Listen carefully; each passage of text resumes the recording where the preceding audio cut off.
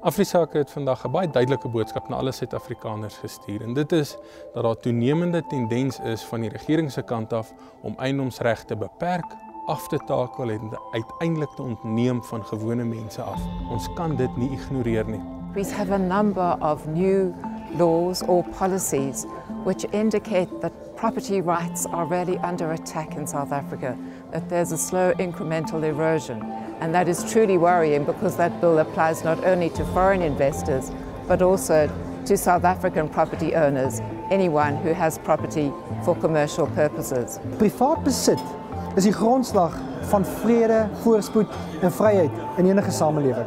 En in Suid-Afrika is dit besig om ondermyn te word. Ek dink die mense besef die belang en die belangrikheid van privaat eiendomsreg nie. Privaat eiendomsreg is seker daardie een enkele belangrikste reg in enige vrye ekonomie. En met privaat eiendomsreg bedoel ek nie jou eiendomsreg net oor bates byvoorbeeld nie. Dit is eintlik baie breër as net eiendomsreg oor bates. Dit gaan daaroor om eiendom te hê oor jou lewe, om eiendom te hê oor jou liggaam, om eiendom te hê oor jou familie, om die reg te hê om jou arbeid te verkoop teen watter prys jy wil, om die reg te hê om te rond te beweeg net soos wat jy wil. Met ander woorde, eiendomsreg gaan eintlik oor persoonlike regte en dit gaan eintlik en dit is die basis vir enige vrye werkende ekonomie, want die alternatief is die een of ander vorm van opdrag of 'n command-ekonomie. Die alternatief daarvan is die slawerny van die mensdom. Die alternatief daarvan is sosialisme en kommunisme op die ou end. It looks like today in South Africa, the sad Russian saying is applicable, that the only lesson of history is that it does not teach us anything.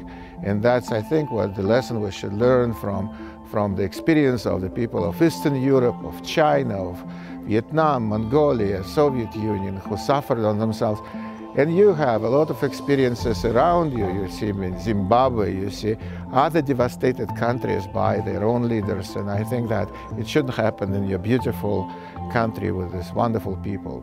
Eiendomsreg is nie nuut nie. Dit het duisende jare gelede begin, wanneer magsbehepte konings en heersers van die aarde en magsbehepte mense in die algemeen die eiendom van ander mense van hulle ontneem het en hulle vryheid van hulle ontneem het.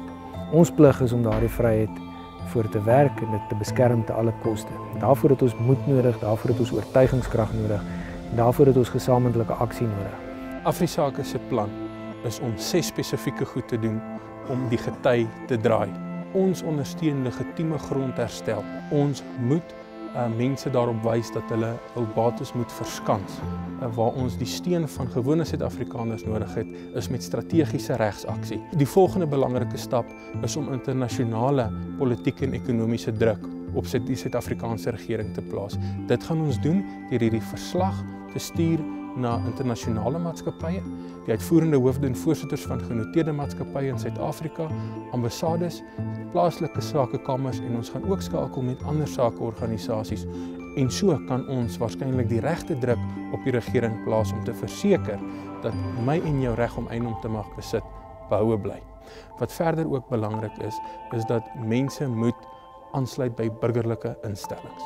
Burgerlike instellings is uiteindelik die enigste manier hoe 'n ou kan verseker dat die staat nie te veel mag kry nie, maar dat mag sentreer rondom gewone landsburgers. Elke gemeenskap in hierdie land bly te lank hierso om toe te laat dat hy deur enige regering uiteindelik uit hierdie land uit verjaag word. Hulle kon dit in 300 jaar nie meer die Afrikaanse gemeenskap regkry nie, hulle sal dit nooit regkry.